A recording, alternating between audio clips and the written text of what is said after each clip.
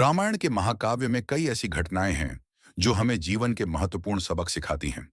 इन्हीं घटनाओं में से एक है लक्ष्मण रेखा की कथा, जो न केवल मर्यादा और सुरक्षा का प्रतीक है, बल्कि कर्तव्य, प्रेम और विवेक का भी संदेश देती है।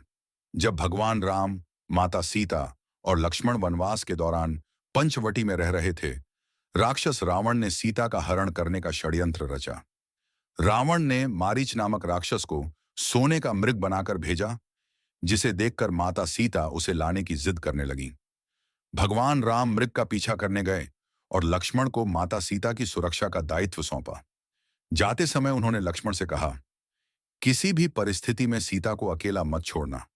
राम के जाने के बाद रावण ने एक और छल रचा। उसने राम की आवाज में चिल्लाते हुए मदद की गुहार लगाई। माता सीता घबरा गईं और लक्ष्मण से राम की सहायता करने का आग्रह किया।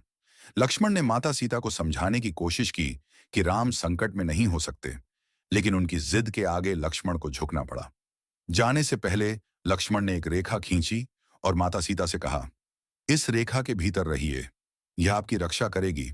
इस सीमा को कोई अनधिकृत व्यक्ति पार नहीं कर सकेगा।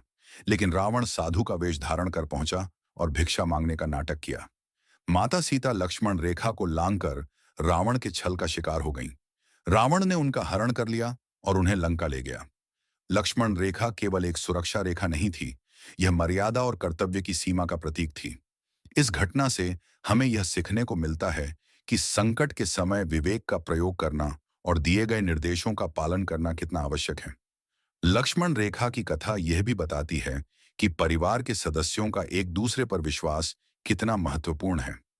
यह कहानी न केवल धार्मिक दृष्टि से महत्वपूर्ण है, बल्कि आज के समय में भी हमारी व्यक्तिगत और सामाजिक मर्यादाओं की रक्षा करने का मार्गदर्शन देती है।